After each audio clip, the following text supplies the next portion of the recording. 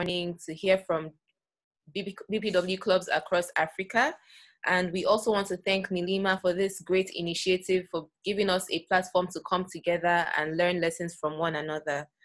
So before the webinar starts, we would like to crave your indulgence and kindly request that you allow us to record this meeting. If you wouldn't like your face to show in the videos, you can turn off your video, because we'll be uploading this meeting on YouTube and on other platforms. We'll also be sharing across our WhatsApp groups. So the presentation is going to go through for each of the countries, and we'll have one representative each from each of the African countries and each of the clubs to talk about what is going on in their countries regarding COVID-19 and how they are managing the pandemic. So these presentations will take 5 minutes each for each country. So please, we'll be timing you. We wouldn't want to be rude. We wouldn't want to rush anyone off. So we would kindly request that everybody sticks to the 5 minutes time allotted so that all countries can have the opportunity to speak.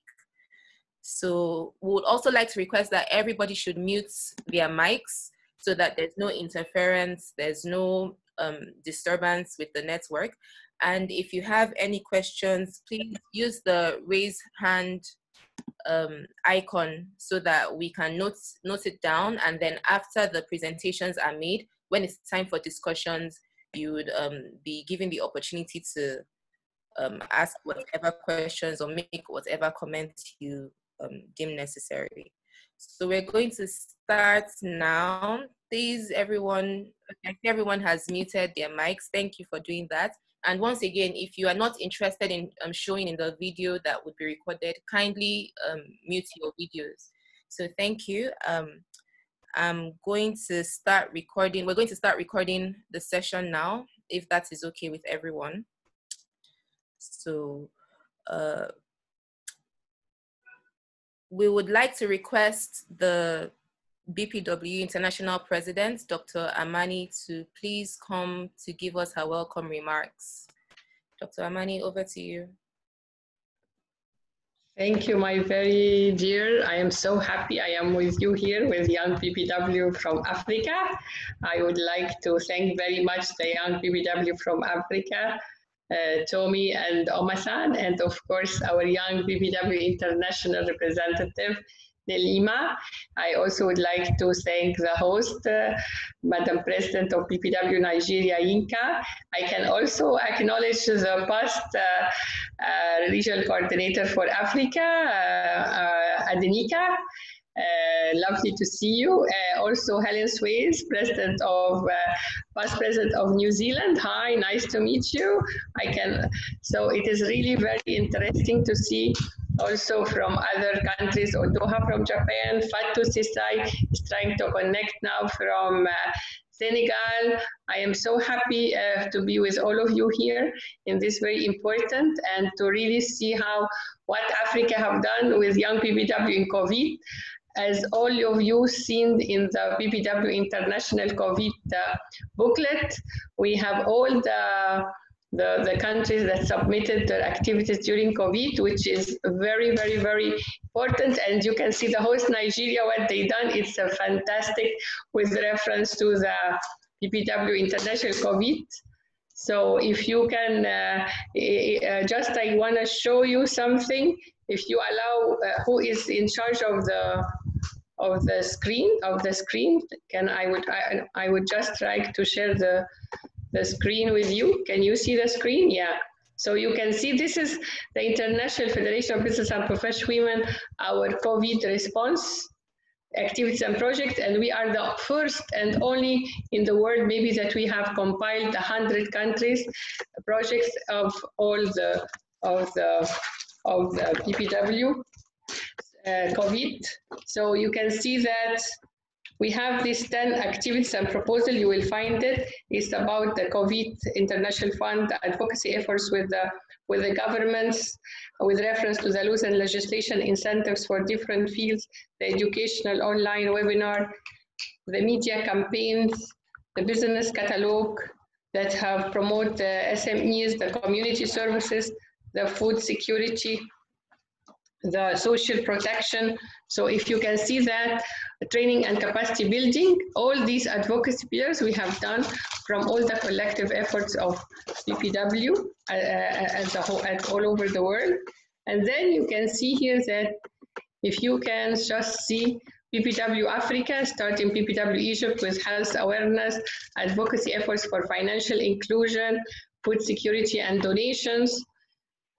With young, this is our young BPW from Egypt that have been donating for food security. And then, of course, our gender machinery also have put the National Council for Women a policy tracker on responsive policies and program during the COVID. I want also to share this was Sierra Leone, Freetown, also donation with reference to hand sanitizer, soap, and food security and distribution of seeds, the donation of medical supplies. Nigeria, here come Nigeria, President of BPW Nigeria, and what they did is really about donation of hand sanitizers, training for sensitization programs, as you can see, and you can see the lovely photos and the fantastic COVID-19 response of Nigeria. You can see here I'm sure you will talk more about it, so I don't want to take more, but I just want to show you the lovely pictures of BPW Nigeria and what they did during the COVID. And so with the donation, with all the capacity building of Nigeria, then Addis Ababa also about the young here, the young BPW are also doing great effort with reference to giving food packages. You can see the young of BPW Addis Ababa. And this is Morocco, also they gave some donation reference to food packages and personal equipments, and they did educational COVID articles. And then India, Cameroon, they have made distribution of masks, and BPW Nakuru, Kenya, they already also did for donation for the hospitals. And Benin, the same thing. I can see this is also donation for health products and healthcare products. And then we go back to Asia Pacific. You will find the booklet is there, but I just wanted to share with you the booklet regarding the Africa region. So I am so happy that now you will be really discussing about all the COVID program you did during this period. And I would like really to also tell you happy anniversary, 90th anniversary. You can see behind me the banner for the 90th anniversary of BPW, which comes very timely with all of you present here. How are we going to really to celebrate celebrate our BPW international celebration of 90 years of existence, of empowering women, of coming together with reference to this, even with this COVID. And so I am encourage you all so that you, during our 90th anniversary, wear yellow. Make sure that we are making sure that we are having BPW Day, BPW Pride, BPW 90, in order to celebrate all of us, so that we can make sure that we celebrate the 90th anniversary of our BPW. So happy to join you all. I am so happy to be with you and to join this. And I am looking forward to hear all of you, especially Tommy. I would just like to mention that Tommy, we celebrated her with, because we're in Africa. During the 7th of July, we had the Africa Integration Day that's convened by the African Union, and Tommy, I was nominated her. She was the representative of all Africa in front of youth, in front of the President of Niger, His Excellency, who is the champion for the Africa Continental Free Trade Area, and His Majesty the King of Eswatini, the champion of the Africa Electronic Trade Platform, and His Excellency President Ramaphosa, the chairperson of African Union and South Africa. So because if you know that under African Union, BPW in Africa has a very good, strong relations with African Union. And what we did is really about lobbying and advocating for many of our advocacy pillars. So one of the big advocacy pillars that BPW, Egypt, and have been advocating for is about financial inclusion and about government procurement. And to celebrate with you today, President Ramaphosa, during his acceptance speech of African Union, he said that he would promote at least 30% of all government procurement, all the tenders of Africa for women-owned in business. And 2 days ago, he implemented it in South Africa, 40%. So now 40% of all the government tenders in South Africa goes to women-owned businesses. In Kenya, 30% all go to women in business, all the tenders. So it's a huge, huge achievement for us in Africa.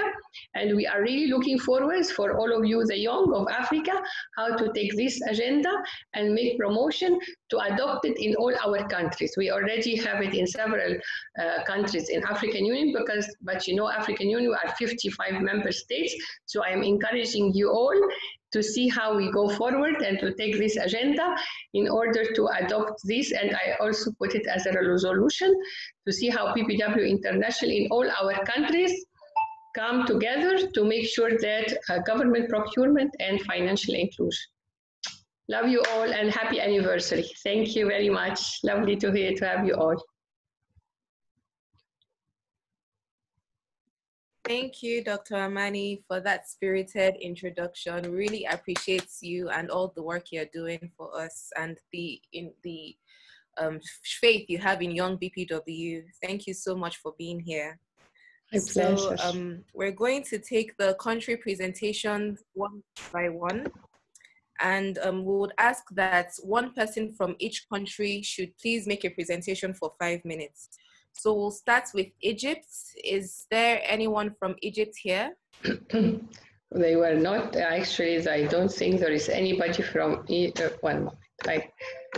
I don't think there is anybody from Egypt, but as I showed you in the program, in the COVID project, the Young BPW has been very, very active with reference to COVID. They have made very good for donation packages for the women in need and all over the country.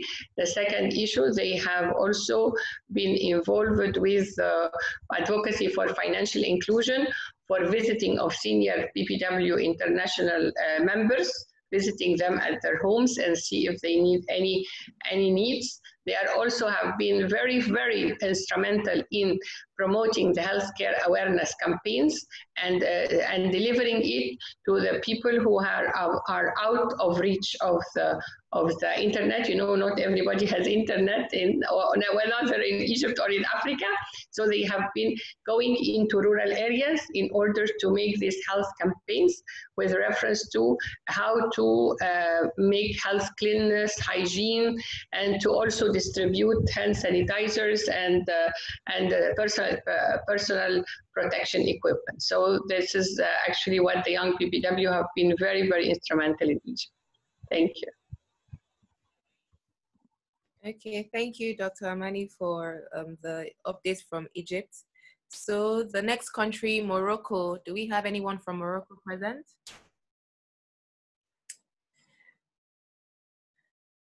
Okay, next is Nigeria.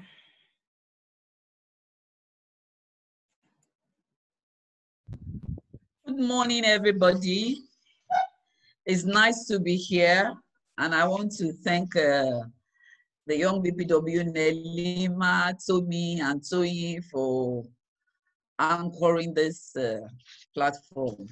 Now, for BPW Nigeria response generally, and BPW Nigeria. In Nigeria, of course, you know, Nigeria is one of the largest countries in the continent of Africa, you know, with about 200 million. So if we have a problem, a big problem, in Nigeria, I mean, it means a big problem in the whole of Africa. But fortunately, you know, the COVID situation had been very, very well controlled in Nigeria. The number of, starting with the number of, the unfortunate number of deaths is less than 1,000 to date. In fact, it's actually about 973. And it might be underreported because, I mean, if you look at the population of Nigeria and the numbers that are real, certainly there are certainly a lot of cases, death associated with COVID that are not reported. But based on the reported one, it's 1,000. Now, the confirmed cases, about 48,000, is less than 50,000, out of which about 36,000 have recovered. What we notice in Nigeria is that when people are tested positive, a lot of them recover. And that's really encouraging. Yes, unfortunately, we do have a number of deaths. The deaths, like I said, is about 1,000. But if you also look at the sample tested, you know, it's low. It's less than 350,000, you know, in a population of 200 million.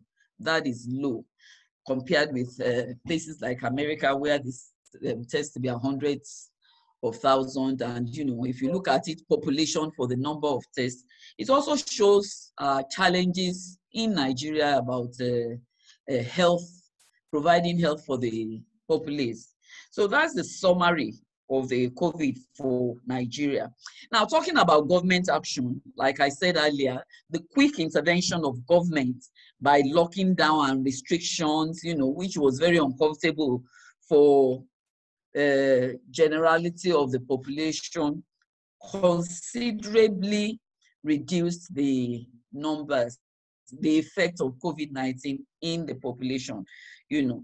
And then immediately they locked down. There was monitoring of those that were affected, isolation, contact tracing, and at the end of the day, you know, that helped. But after getting through that stage, you know, of course, you know, we have some community spread and stuff like that. What we observe is that the middle class and the upper class, you know, they are very aware. They take the necessary precautions and social distancing, wearing of masks. But the general populace, it's like, oh, it doesn't affect us, you know, it affects the big man, which is not necessarily true.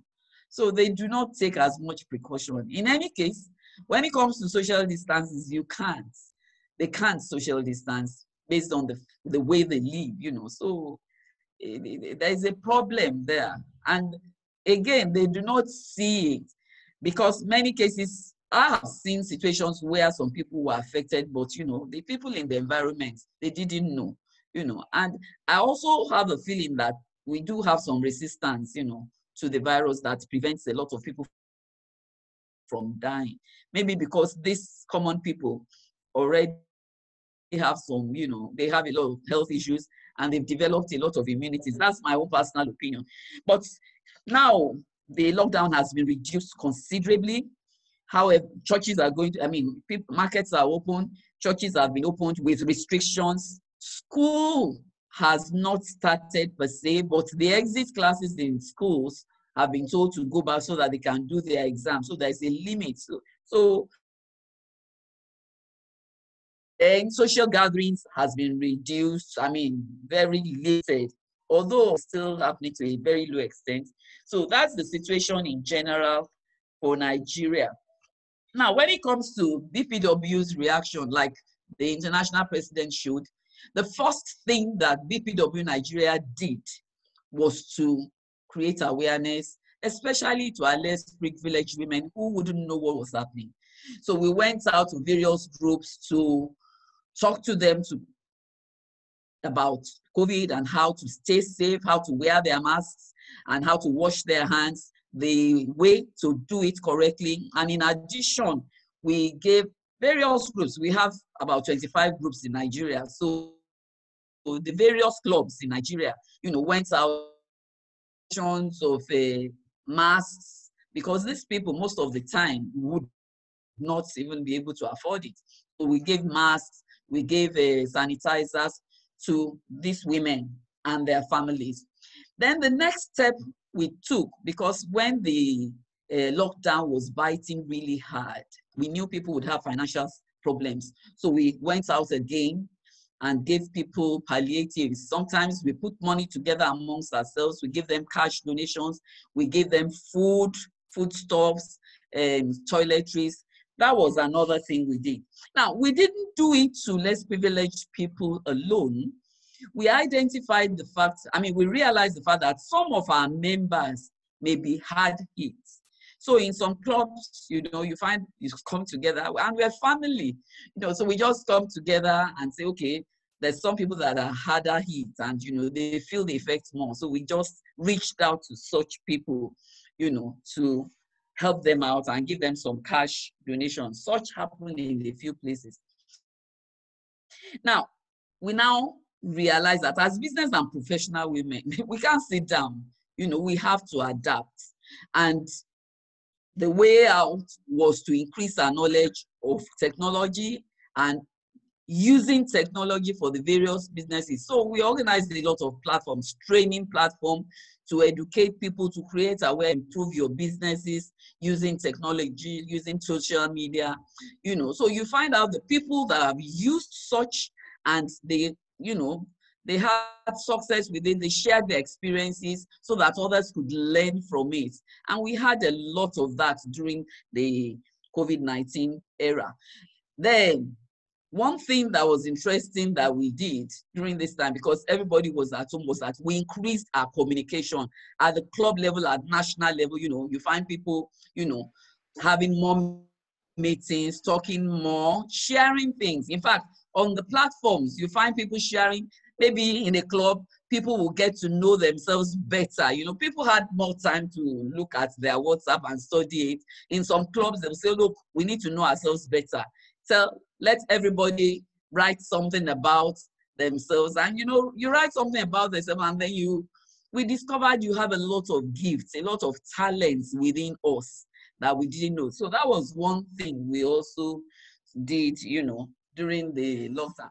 At the end of the day, there were a lot of challenges, but it was also a time to discover a lot of things, to learn a lot of things. Some of us are now experts at using Zoom for meetings, locally, internationally, using these platforms. Some of us had time to learn a lot of things and share a lot of experiences with others within the group, and that is a lot. Knowledge is always power, and I'm sure after this period, we'll be able to take these things and use for our in different parts of life.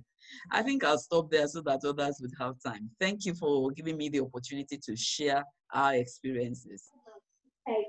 All right, thank you, Ma. Thank you for that loaded update.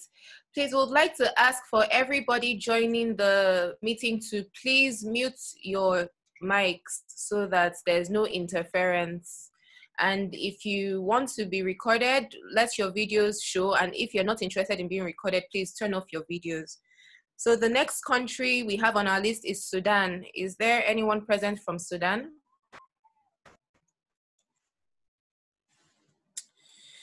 Okay. If nobody is present, Benin Republic. Do we have anybody from Benin Republic?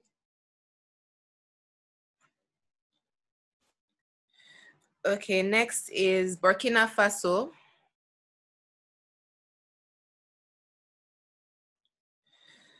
Cameroon. Côte d'Ivoire.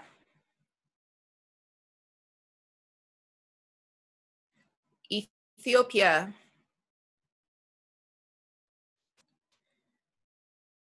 Anyone from Ethiopia? Kenya. Madagascar. Rwanda. Sierra Leone, Senegal. Good morning, everybody. Good morning. Welcome. My name is Good morning. Good morning. my name is Nevin Tejo, Okay, welcome. and I come from. Thank you. The new coronavirus discovered in December 2019 has spread at high speed, sweeping through almost all countries and killing thousands. The COVID-19 epidemic is declared as a pandemic by the Organization Welfare Humanitarian. In June, it accelerates against in the world. The world being a global village, it goes without saying that our African countries will not be spared. Taking the example of my country, Senegal, the number of cases has been increasing despite measures introduced by the competent authorities.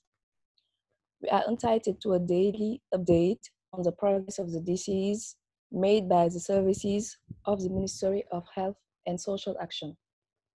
Every day, several thousand virological tests are carried out to follow the propagation of the disease. To date, we have in Senegal 11,872 reported cases, of which 11,650 positive is held, 249 died, and 4,700 treatment. To make a little history of the evolution of the disease, the first case was diagnosed on May 2nd, 2020, and the first death March 21st, 2020. President of the Republic, in his speech of March 23, 2020, decreed the state of emergency, which was accompanied by the following measures: with a curfew throughout the national territory from 8 p.m. to 6 a.m. These measures result in particularly to administrative authorities the power to regulate or prohibit the movement of people, vehicles, or goods in certain places and at certain times, to prohibit in general or in particular all processions, parades, gathering, and demonstration on public roads, to order the temporary closure of public places and meeting places, to prohibit in general or in particular public or private meetings of any nature whatsoever likely to cause or maintain disorder. Thus, we attended. For the intercity transport, travel between regions of the country is suspended until further notice. For the taxis, apart from the driver, only 2 customers are allowed. For the supermarket in Dhaka region, from May 1st until June 2nd, closed every Monday for cleaning. The measurement will be observed on Wednesday, May 6th. Setting up a ticket system to limit the simultaneous presence of customers, mandatory mask wear, and social distancing. For the bakeries, work from 8 a.m. to 6 a.m. Staff spend the night. For the pharmacies, on duty operate from 8 a.m. to 6 a.m. A prescription in hand for the sick.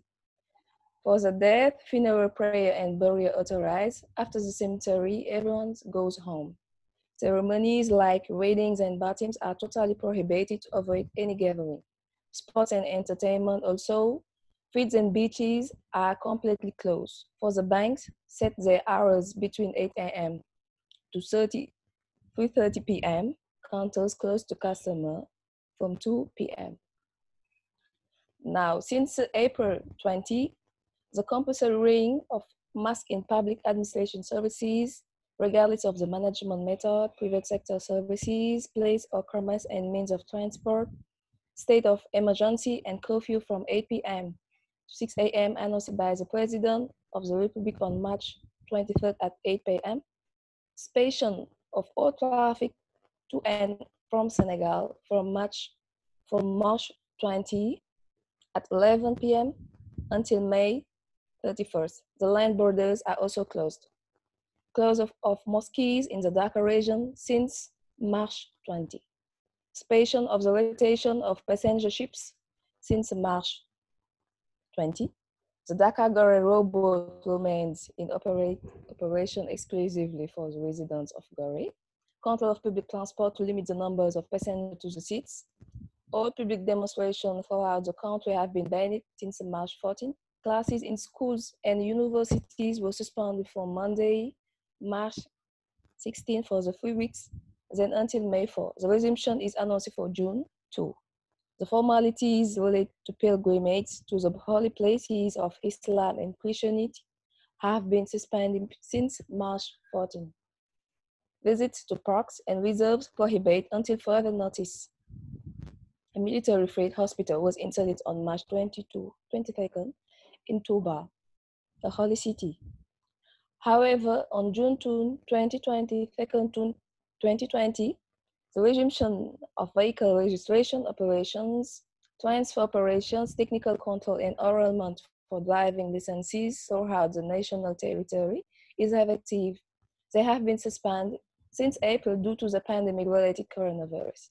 The president, in a speech to the nation, May 11, 2020, announced a relaxation of the state of emergency. So reducing of the length of the curfew from 9 p.m. to 5 a.m. instead of 8 p.m. to 6 a.m. Reopening of places of worship. Reorganization of office hours set from 9 a.m. to 4 p.m. Markets and other businesses that were subject to specific opening days will be open for 60 days and will remain closed on a day dedicated to cleaning. The weekly markets will be reopened, but within the limits of each department. Attendance at places of worship, schools and other public spaces, markets, shops and restaurants must strictly obey social distancing measures and bear registers, in particular the compulsory wearing of masks and hand washing. On June 7, 2020,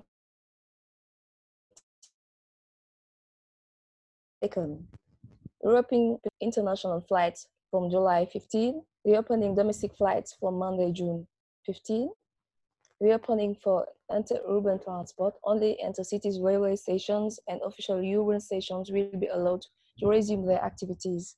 The mask must be worn, as well as hand washing by users and the use of hydroalcoholic gel.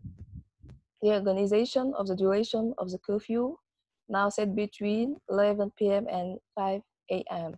Restaurants and sports halls are allowed to resume their activities, but the ban remains in place for bars and beaches. Message of the nation on June 29, 2020. The decisions were taken by the state, lifting of the state of emergency and the curfew on June 30 at 11 p.m., restoration of administration hours from 8 a.m. to 5 p.m., with a break from 1 p.m. to 2. The closures of public markets 1 day a week for cleaning remains in effect. Place hosting leisure activities behind closed. The air borders will reopen from July 15, 2020, international according to a definite health. Borders remain closed until further notice. The health emergency is still there. Impose a duty of vigilance, individual responsibility, and collective responsibility. As shown here, we see an easing measures largely due to the country's economy was beginning to weaken. Concerned about the effects of the crisis on the national economy, the President of the Republic has created a fund for response and solidarity against the effects of COVID-19, post-COVID-19, which will be endowed with 1,000 billion francs CFA. This fund have been supplied by the state and all the goodwill to mitigate the impact. Unfortunately, given the many measures taken by the government, including the prohibition of assembly, emphasis was placed more on an ad hoc basis awareness and compliance with strict safety rules. Thank you. Thank you, Senegal, for that very loaded information. It seems like the country is doing a lot to tackle the pandemic. Thank you for the update. So do we have anyone from South Africa present? South Sudan? Tunisia, Uganda. Okay, so we've gone through the list of 18 African countries, and so far we've received updates from only 3 countries, from Egypt, Nigeria, and Senegal. So we'll be opening up the floor to representatives from other countries outside Africa. But before we do that, I would just like to inform you that the regional president for Africa, for BPW Africa, is unavailable now because she's in transit and she cannot join the meeting, but she sends her regards and her love, and she wishes us a successful meeting. So if there's anyone from any other country outside the region who would like to speak, can you kindly just raise your hand so that we can take it turn after turn?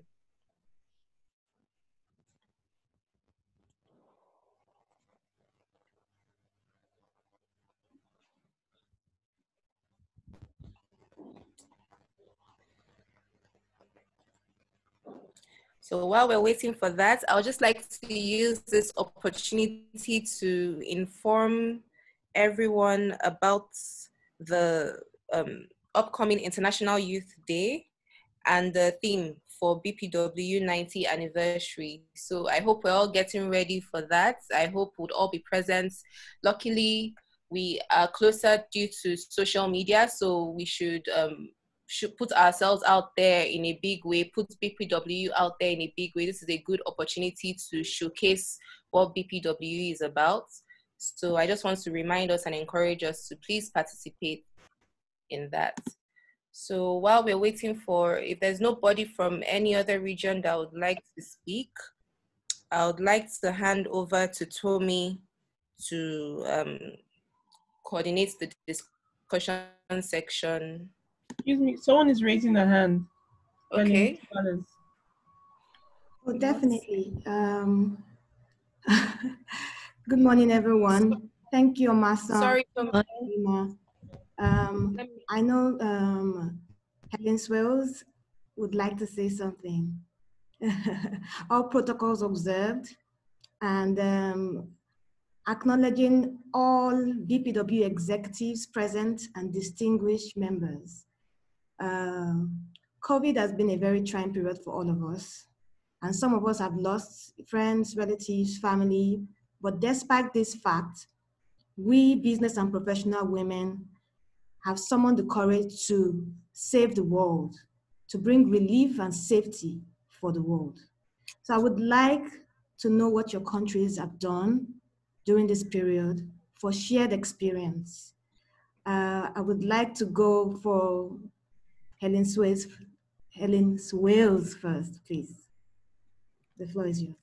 Oh, look, thank you very, very much. And I'd like to acknowledge our International President, Dr. Amani Asafor, and Susan Jones, our first International VP for Membership, and Adeniki as a past regional coordinator for your region, Africa, and obviously our host, the President of Nigeria, Yinka.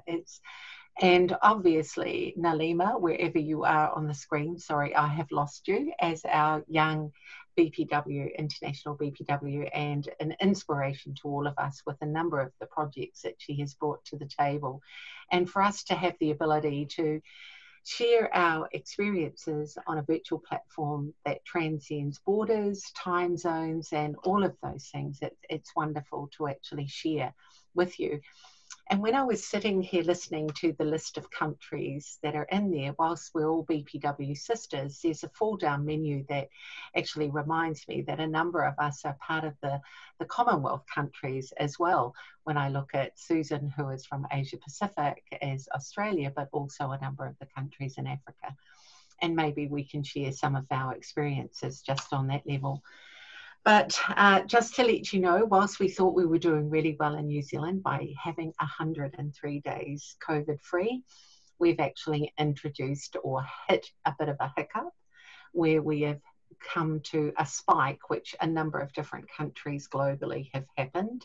So we're sitting at 52 active people that are now in our country, and we're trying to figure out where on earth that introduction of this this spike has come from, and we're doing a lot of testing and basically trying to figure out where it's come. So we've done a geno test where we are looking at that, having done that test, that the virus that's been reintroduced to our country has actually got a lot in common with Melbourne in Australia and the UK. So we're thinking that's either come through a cold store, which is imported frozen goods to our country, which has come via Melbourne or the United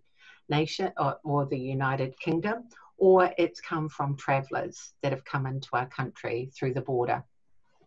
So what we've done in New Zealand is that we're a country of 3 islands. So I live in the North Island, and Auckland, which is our biggest metropolitan area, is now being told that it's in lockdown level 3.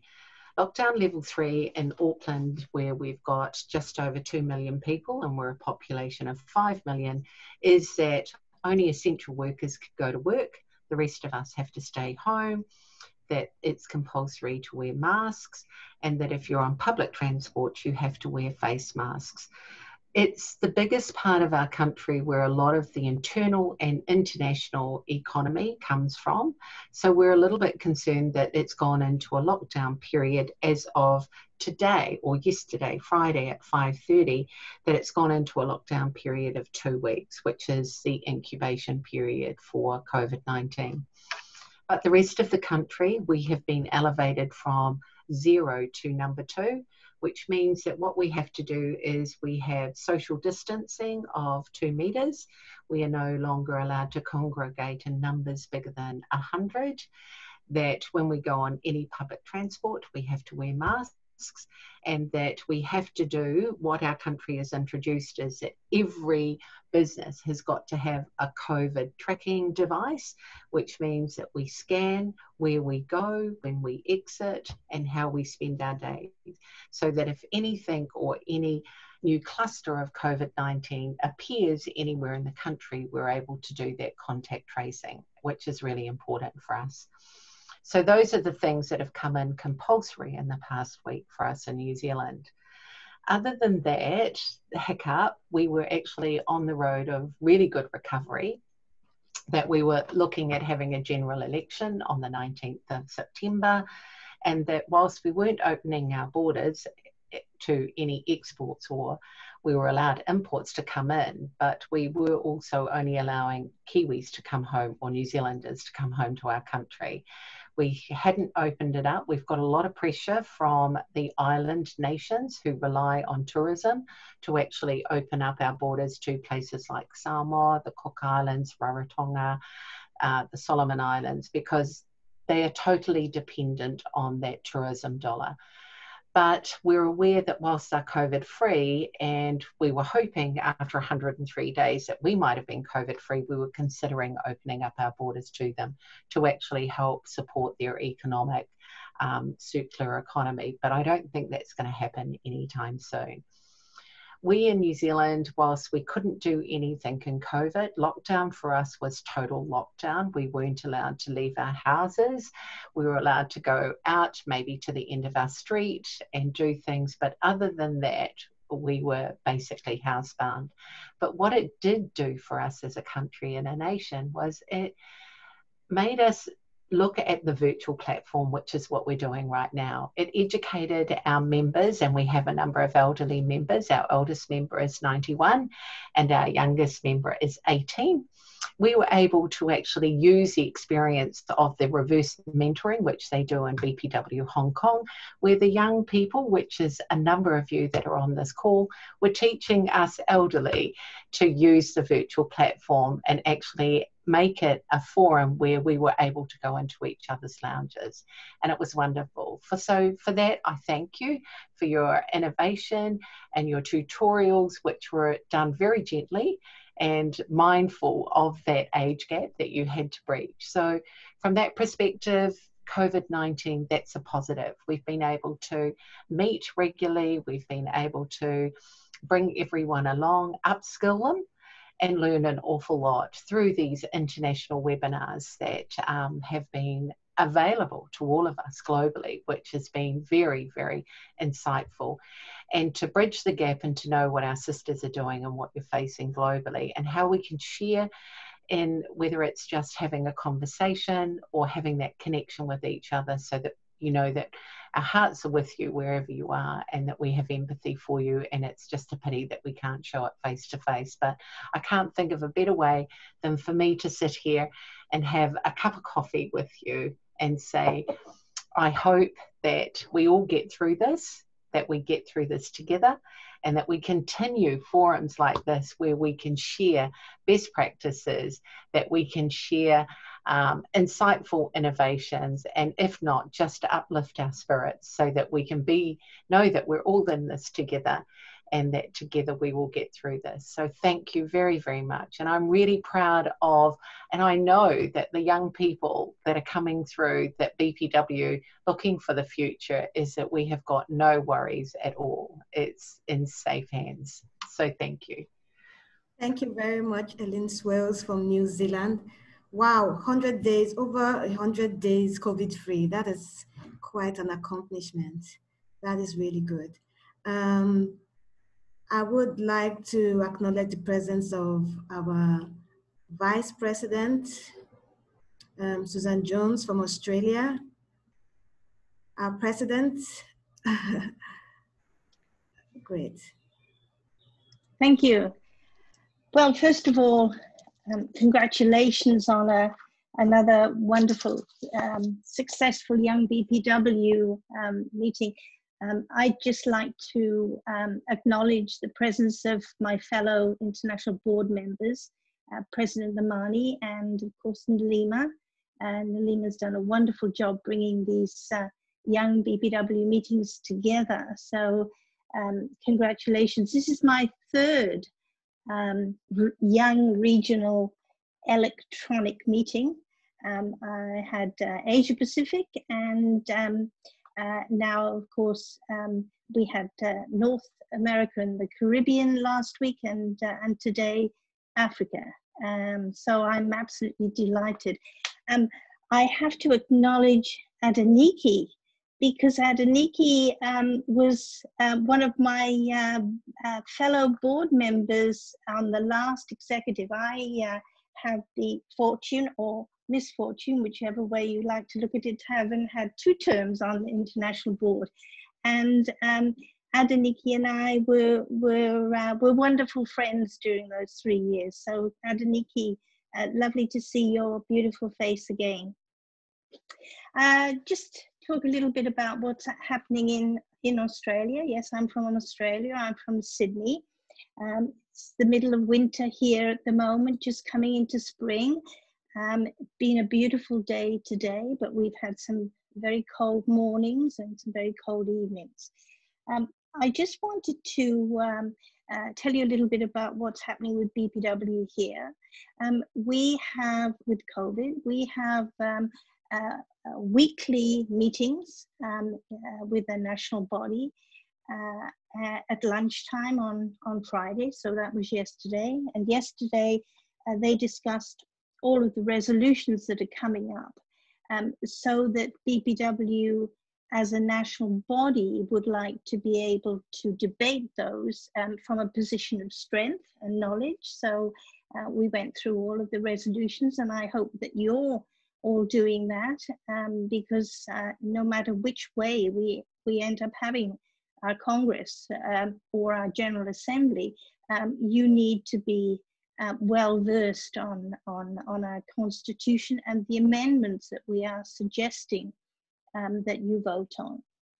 So COVID, what a dreadful situation Australia is in. We're level 4. Last week when I was with the Caribbean, Helen spoke about her COVID-free country, and I said to her, whatever you do, you can't be complacent, because we are in our second wave here. So last week we had 500 cases overnight.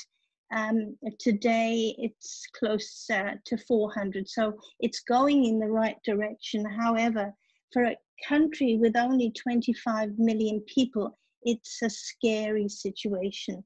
So we're on stage 4. It means that we have street curfews in Victoria. You cannot be on the streets after 8 at night and before 5 in the morning unless it's a medical emergency, you're a care worker, or some such thing. So on the spot fine of $1,200 if you are caught, and you must not be further afield than 5 kilometers from your home. So we've got fairly, severe restrictions here. I've got some figures here that I thought that I would just read to you to give you some idea of a country with such a small population. We've got 23,000 confirmed cases. Yes, masks are compulsory, but nevertheless, it's growing still. We have had 375 deaths. Overnight, as I said, 400 cases. We have 8,000 active cases at the moment, 680 people hospitalized. And last night, we, over the last 24 hours, had 70,000 tests, COVID tests. So you can see we're working very, very hard to try and put this under control. But my goodness me, it's terrible. And the saddest thing is that so many of these deaths are people in nursing homes, and they're passing without any human contact. Their family are not allowed to visit them. It is the saddest way to die, and it's so, so terribly distressing for the families. I know because I have family myself. So it's a very, very sad situation. But other than that, we have to look at a positive side. BPW, yes, as at the end of 2019, we had the highest number of members in 12 years. I can tell you that that will not continue. We know already that there are so many hardships out there, and there are federations and affiliate clubs that are not able to pay their membership. But we're working very hard on that. And of course, we have to be compassionate about that situation. But I thought that I would end on a happy note about the membership growth. So thank you again. Lovely to see your face, Tommy. I saw you in New York at CSW, Ottawa, of course. So many, Zinga, Helen. I mean, there are so many people that I can relate to on the screen, and it's just wonderful to see you all. So I look forward to hearing the rest of you speak. Thank you. Thank you very much, Susan Jones from Australia. Australia. I don't know who would like to jump in, but I know that I'm here in Brazil, and the COVID case is really serious here. And we have a representative from Young BPW Brazil. She's one of the executives, Camelia. Would you like to tell us a little about what's going on here in Brazil? Nothing? Okay. Ottawa. Nothing. Sorry? Okay, please. The floor is yours, please. Go ahead.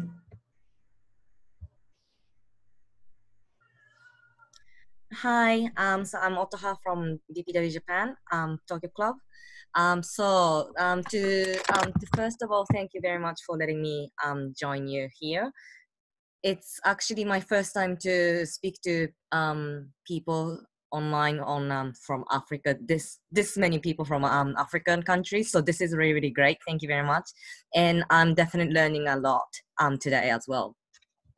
First of all, I didn't even notice how many clubs we had in Africa. So that was a start. Okay. So to share what's been going on in Japan, as one of the very earliest countries to have this situation shared in the world. So Japan is actually not doing too bad, considering how quickly we've been affected. So the number of positive cases that's been recognized so far is actually 55,129 people, and then the death cases are only 1,087 people in Japan. So that's 2%. So we not too sure. I mean, the medical doctors are running around trying to figure out why we have such low cases of death in Japan, considering how many people are affected. So obviously, as soon as we know, we'll share with the world. But some of the ideas people are saying is that because it started in January, February, which is the influenza flu season for Japan in winter. So the Japanese people are very crazy about wearing masks to start with on public transport, making sure you're not giving flu to people or catching flu from other people. We wash our hands and gurgle every time we come home from outside, because that's same as you wash your face in the morning in Japan. So that's one of the things people are saying is maybe that's in our everyday life, that we always wash our hands with soap all the time, and then making sure you cover your mouth with mask when you're on the public transport. So that might be helping. We never know. Other things were the vaccine that we have in Japan when we are kids. It's one of the series of vaccines that might be helping. Let's see how that turns out, if that's really true. But then the crazy thing is, so we didn't have a proper lockdown, like total lockdown like New Zealand did, or Australia had curfew, or lots of other countries curfew or everything, because because of the Japanese law the government is not allowed to lock down the country, which is quite crazy considering the situation. So what we did was that we had a state of emergency declared on the 7th of April, and people are encouraged not to go outside. And when you're just not encouraged to go outside, people still go outside to work and then earn money. And so the people who are really vulnerable to the situation are the people who are blue collar workers, or people who are working in stores.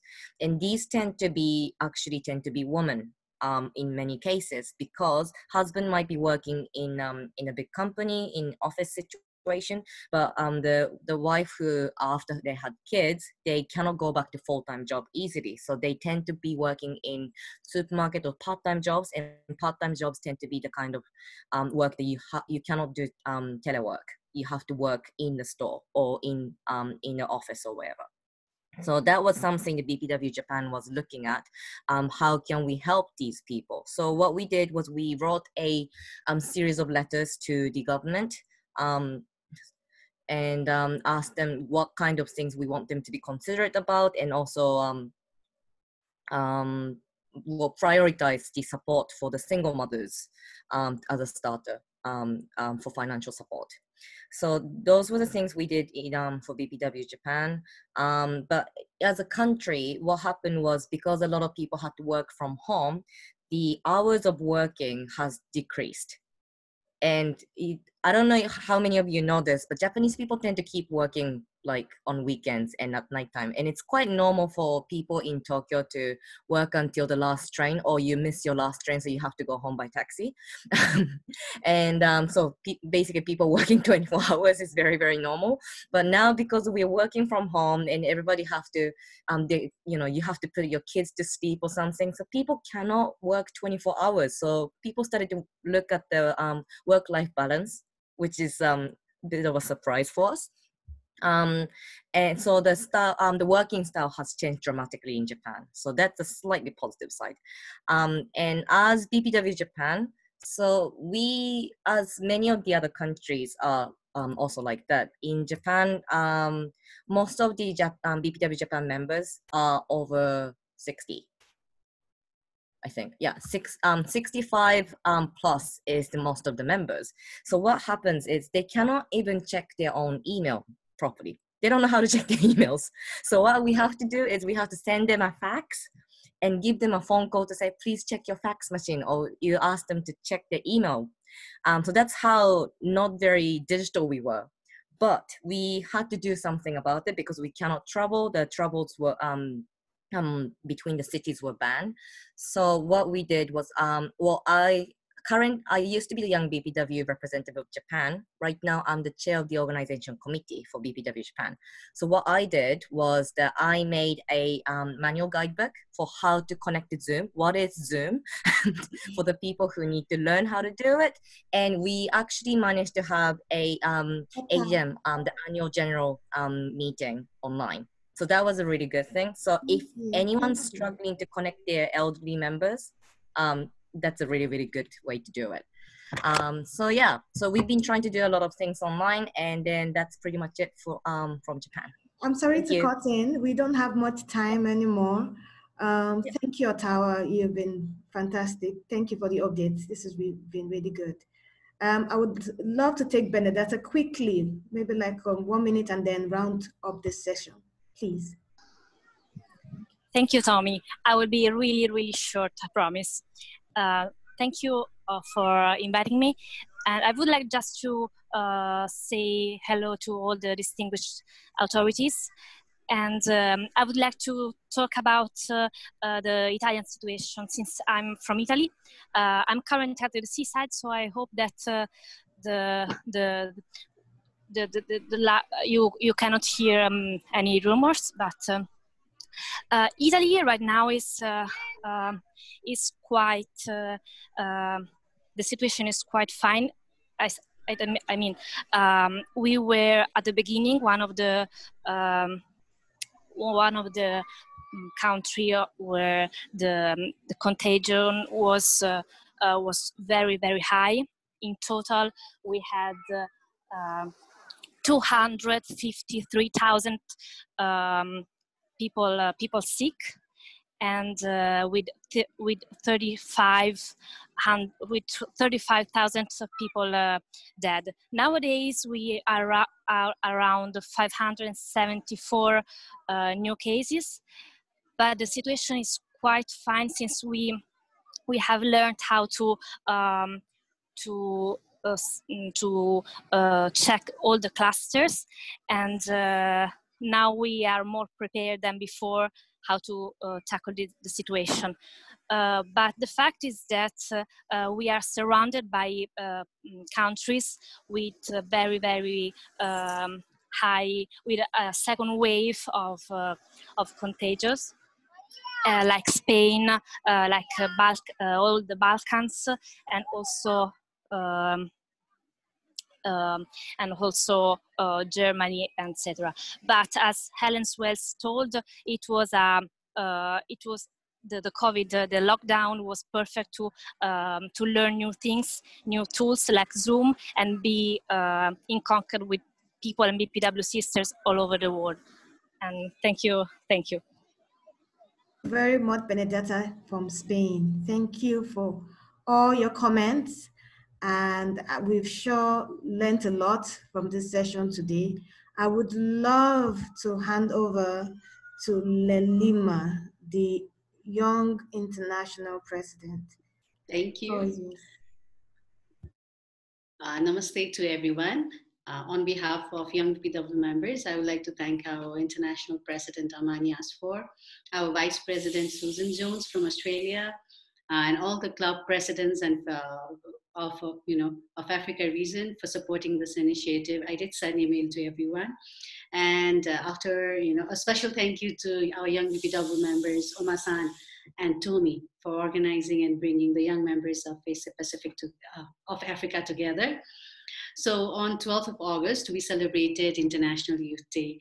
And the theme for this year is Youth Engagement for Global Action. And also UN has started a campaign called 31 Days of Youth. This webinar is a part of this campaign. And after a successful webinar of Asia Pacific and North America and the Caribbean region, it is great to be connected to our members of Africa as we celebrate BPW International Day in 26th of August. So it's pretty close. So year 2020 is special for young BPW members because in the year 2003, there was a project initiated which was called Young BPW on BPW Board by 2020. And after 17 years, we have 2 young members who are the presidents and many other young members who serve on the executive board of clubs and federations.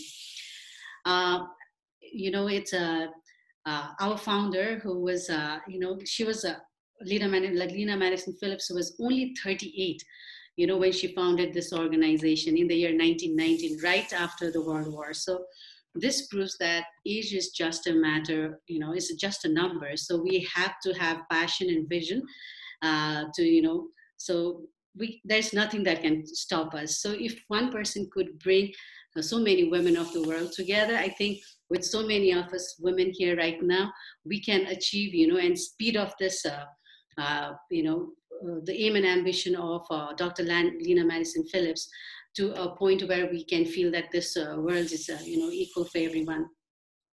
And also globally, young people, young people's trust in the institutions are at a all-time low because all our leaders who are educated but ignorant and selfish and are the reason of death of so many other people, which we can learn from what's from the experience that we have faced during the COVID crisis, because this is a perfect example to see that true leadership can save a lot of lives.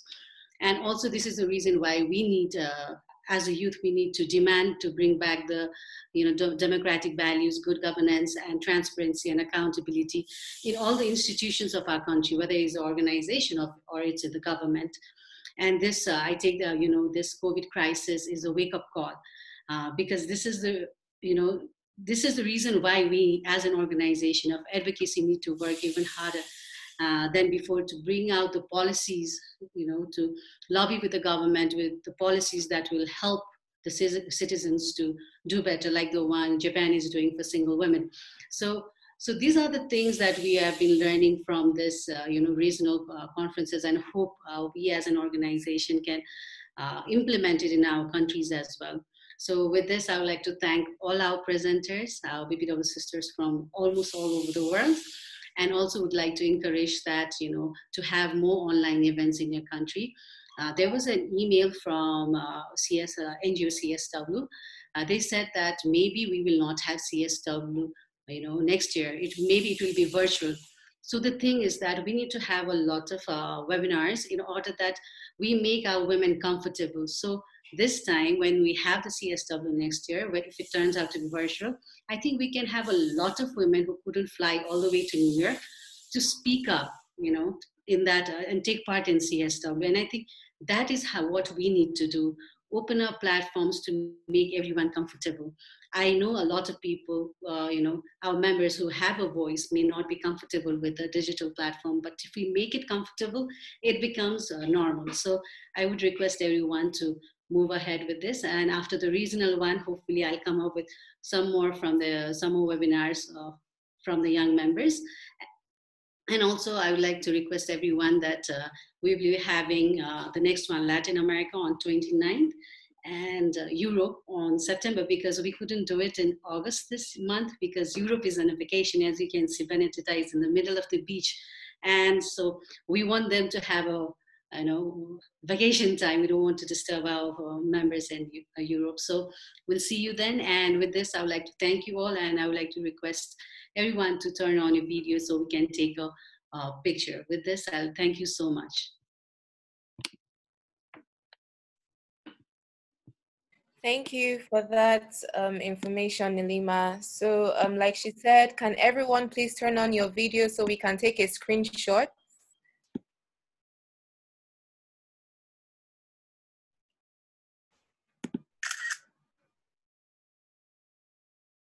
All right, so we're gonna take one now, and then I'll go to the next page. Please turn on your videos so that you can appear in the screenshots.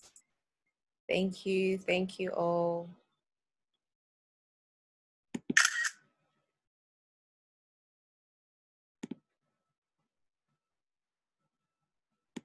Thank you, everybody. Thank you so much for attending this meeting and for gracing us with your presence. Thanks to the President, the International President, Dr. Amani. Thanks to the Vice President, Susan Jones. Thanks to Helen Swills, the VP of New Zealand.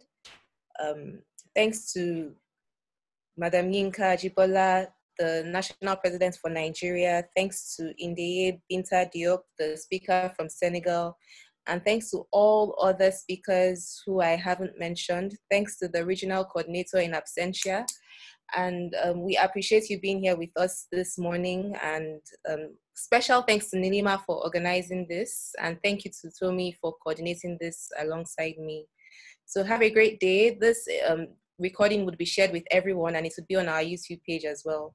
So thanks to everyone again. Bye. We're going to stop recording now. Bye, ladies. Bye, Happy everyone. anniversary. Bye. Bye-bye. Ciao, ciao. Bye.